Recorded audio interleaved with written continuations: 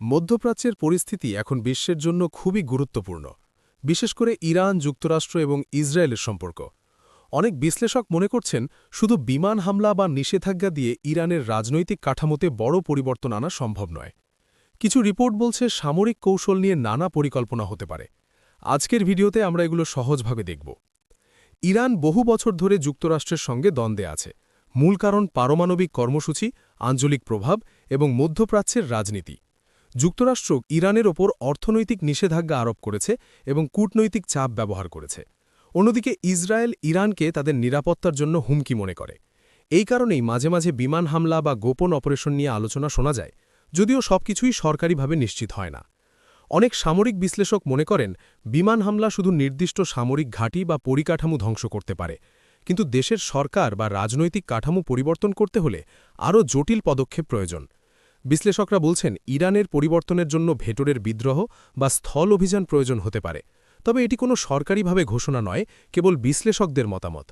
কিছু রিপোর্টে বলা হয়েছে পেন্টাগন পাকিস্তানের বেলুচিস্তান অঞ্চল দিয়ে ইরানের দিকে স্থলপথ ব্যবহার করতে পারে, তবে এটি এখনও পর্যন্ত কোনো সরকার বা আন্তর্জাতিক সংস্থা নিশ্চিত করেনি। পাকিস্তানও আনুষ্ঠানিকভাবে কিছু বলেনি, তাই এই খবরকে আনভেরিফাইড রিপোর্ট হিসেবে দেখাই নিরাপদ। যদি এমন কোনো পরিকল্পনা বাস্তবায়িত হয়, তাহলে বিশ্বের বড় শক্তিগুলোর প্রতিক্রিয়া গুরুত্বপূর্ণ। চীন, রাশিয়া এবং উত্তর কোরিয়া সাধারণত মার্কিন সামরিক হস্তক্ষেপের বিরুদ্ধে। কিছু সূত্র বলছে তারা পাকিস্তানকে সতর্ক করেছে, তবে এটি এখনও নিশ্চিত নয়। আন্তর্জাতিক কূটনীতি অনেক সময় এমন সতর্কবার্তা দেয় যা সবসময় প্রকাশ্যে থাকে না।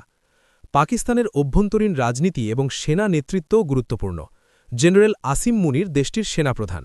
দেশের রাজনৈতিক এবং সামরিক প্রতিষ্ঠানের সম্পর্ক অনেক সময় আন্তর্জাতিক সিদ্ধান্তে প্রভাব ফেলে, তবে কোনো গোপন চুক্তি হয়েছে এটি এখনও প্রমাণিত নয়। সব মিলিয়ে ইরান, যুক্তরাষ্ট্র এবং ইসরায়েলের পরিস্থিতি জটিল। স্থল অভিযান, গোপন চুক্তি বা আন্তর্জাতিক সতর্কবার্তা, এসব অনেক খবর এখনও যাচাই করা হয়নি। তাই আমাদের উচিত প্রতিটি তথ্য যাচাই করা এবং নির্ভরযোগ্য সূত্রের উপর ভিত্তি করে মতামত গঠন করা।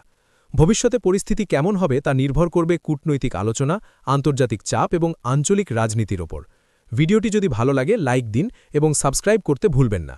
আপনার মতামত কমেন্টে লিখে জানান।